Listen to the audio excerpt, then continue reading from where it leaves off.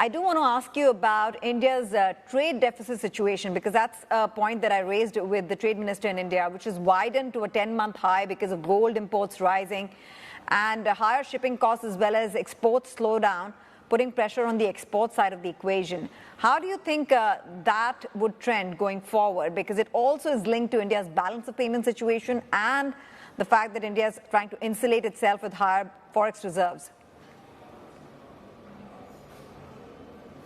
Thanks, Tanvi. There are two parts, I think, to this. One is, what this bodes for the current account deficit and the balance of payments, and what this tells us about growth. I think there's really nothing to worry on the former.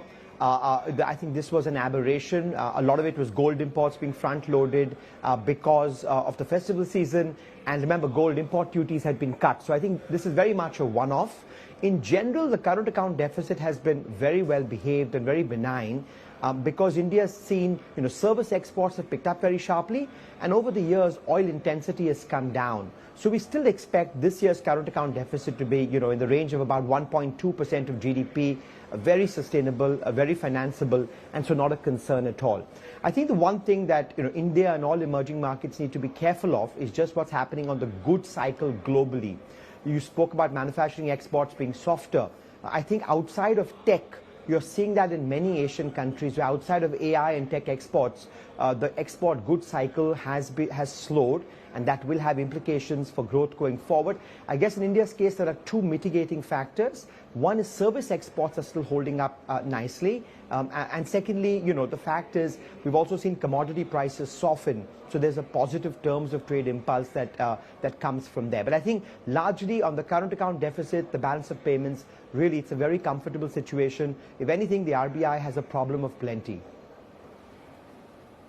The RBI has a problem of plenty. Do you think the RBI needs to aim for $1 trillion in reserves, continue to take advantage of the market volatility to shore up reserves to that level, right now hovering at $700 billion, which I think historically is a high? My sense is that you can only control one thing. You can either control price or quantity.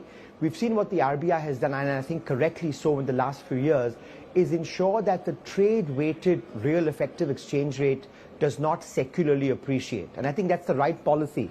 If India wants to become more competitive on the export front, we don't want the exchange rate to appreciate and make our exports less competitive and make our imports even cheaper. Let's not forget we have a very large bilateral trade deficit with China. And so in a world in which you worry about, CNY depreciation, if there's a Trump tariff war, in that environment, you don't want the rupee to strengthen and for the rupee CNY rate to become even stronger and more uncompetitive. So I think what the RBI has done is correct. When you're focusing on stabilizing the real effective exchange rate, then your reserve accumulation is endogenous. You have to buy or sell as many reserves as you need to. I think the larger point, Tanvi, is, we had about $270 billion of reserves at the taper tantrum. We now have close to $700 billion. But what that war chest of reserves has done is provide India with a degree of monetary policy independence. Remember, India's interest rate differential with the US used to be 5 percentage points. It's now down to 1.5 percentage points. And the reason that we could buy ourselves that independence was because we had this war chest of reserves. The final point I'll make is, India's reserves, unlike the rest, many countries in Asia, are not earned reserves. They aren't accumulated through current account surpluses. Instead, they are borrowed reserves. They are accumulated through capital inflows. So for every dollar the RBI has, there's a corresponding liability somewhere in the economy which can unwind. And therefore, I think for all of these reasons, in this polycrisis world, more is better in terms of buffers.